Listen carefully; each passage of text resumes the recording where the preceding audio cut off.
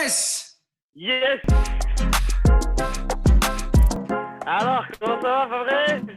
Et toi, comment ça va? Ben ça va, je suis ici, j'écris des scénars, je lis des scénars, je prépare des T'es films où? Je suis à Bruxelles, je suis à Saint-Josse. T'es pas resté à Los Angeles? Non, je suis content que je suis ici, tu vois. Parce qu'avec un président pareil, putain, Il est bien, hein? ouais, il faut pas s'injecter du détol, les mecs. Bon, je suis content de t'entendre, hein. Comment ça va, Adil? Ça va bien, ouais, nous, c'était les montagnes russes avec le film et tout ça, et on a eu de la chance parce que juste au moment, tu vois, c'est toujours encore le plus grand succès de l'année pour le moment. Look at this mess, it's carnage! I didn't do all this. You didn't shoot anybody? Well, come on, Cap. You know I shot some people. Yeah. Fuck me! Fuck! Et même s'il n'y avait pas le virus, c'était déjà un succès inespéré, tu vois, c'était déjà du jamais vu à ce moment-là, donc on était très contents. Voilà, nous, alors on est retourné en Belgique parce qu'il y avait quelques projets belges qu'on voulait faire, mais entre-temps, il y a aussi des projets américains qui sont dans le pipeline et tout ça, donc... J'ai entendu que vous aviez un projet ici, donc le prochain tournage, ce serait ici. Normalement, on était planifié de faire 2 épisodes d'une série ici en Belgique, à Bruxelles. On pourrait dire un peu Six Feet Under, mais avec des musulmans et des Marocains.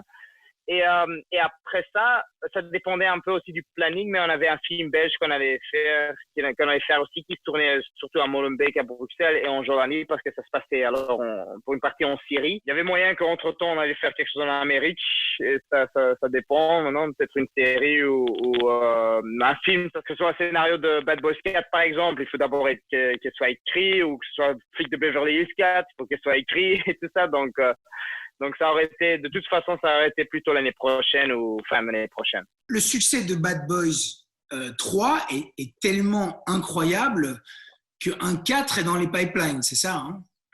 Exactement, ouais. Une fois le premier week-end où ils ont vu le succès, Sony, ils sont, tu vois, c'est des businessmen, ils ont dit, alors on va directement actionner la machine pour un 4e, donc ils ont signé déjà un contrat avec le scénariste du 3e film. Adil, ce serait avec vous ou ce serait Michael Bay qui reprendrait la mise en scène? Officiellement, on n'a pas signé pour le 4e film, mais je crois que Sony et les producteurs et Will Smith et tout ça, ils sont très intéressés de nous avoir, nous, comme réalisateurs, parce qu'on a déjà eu un meeting où on a parlé du scénario, et je crois qu'ils étaient très contents de notre travail. Mais pour le moment, je crois que Bruckheimer et tout le monde ont l'air de vouloir continuer avec la même équipe. Il y a Will Smith qui est au centre de tout.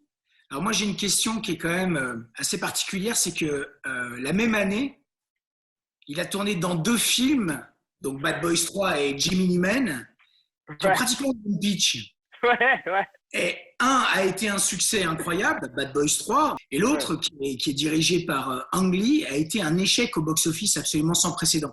Comment t'expliques un truc pareil? Tu vois, c'est très intéressant que ces 2 films soient faits vraiment l'un après l'autre, et surtout que c'était 2 films aussi produits par Bruckheimer, tu vois. Donc on pourrait dire, on avait même le premier assistant, il a fait le film d'Ang Lee, et il a fait notre film aussi. Je crois que l'une des grandes différences, c'est que nous, on était des fans du premier Bad Boys, du 2e Bad Boys, donc nous, on voulait vraiment faire un film d'action, comédie, à l'ancienne, un hommage au film de Michael Bay, mais aussi au film de Tony Scott. C'était les films de Bruckheimer des années 90 en général, alors que Gemini Man, c'était aussi peut-être Ang Lee, qui est un autre sort de réalisateur, qui, tu vois, il a gagné des Oscars, il est plutôt dans un truc artistique, mais aussi dans un truc technologique, où il voulait vraiment arriver à un point technologique, que ce soit avec les effets spéciaux, les caméras et tout ça, le 3D.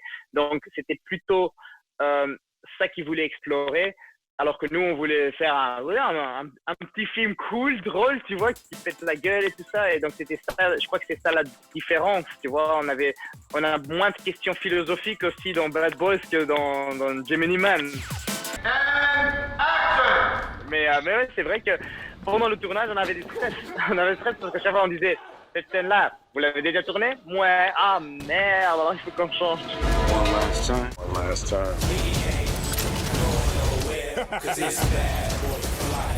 Qu'est-ce qui se passe à Hollywood là? Tout est arrêté. Enfin, tu me diras, c'est global, partout, c'est comme ça. On n'a plus vu ça depuis la grève des scénaristes, quoi.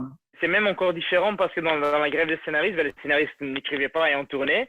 Maintenant, en fait, on peut dire que c'est le contraire. Les scénaristes sont eux en train d'écrire, mais personne tourne. Comment deux mecs aussi optimistes et aussi heureux à faire les choses que vous deux vivez cette crise et comment vous projetez demain dans l'avenir? Nous, grâce à Dieu, grâce à je sais pas quoi, l'univers, l'énergie, je sais pas, la chance, le film est sorti, il a fait tout le succès qu'il devait faire. Il faut qu'avec le temps qu'on a et la créativité qu'on a, il faut travailler encore plus parce que une fois que ça s'ouvre, ça va exploser. Tout le monde va avoir plein d'histoires et c'est celui qui est le meilleur et le plus préparé qui va y arriver. Est-ce que vous êtes toujours dans la dynamique de faire un film ici et un film aux États-Unis ou alors là, tu penses que d'ici un film ou deux, vous serez carrément implanté à Hollywood et vous allez faire des films là-bas tout le temps?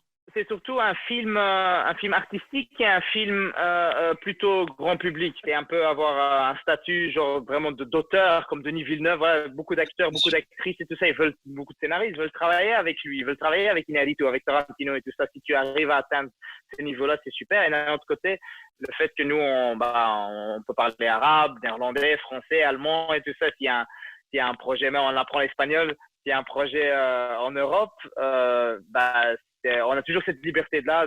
Si par exemple ça nous casse les couilles Hollywood et ça nous fait chier, on se casse et on revient et on fait un film ici, tu vois, et on s'entraîne parce qu'il faut tout le temps s'entraîner, je trouve. Je vais te laisser aller manger, non? Ouais, je crois qu'il est prêt du temps. Tout à l'heure, non? Adil, je te remercie beaucoup. Je te souhaite le meilleur du monde. À Bilal aussi. Merci Fabrice, bonne chance. Porte-toi bien.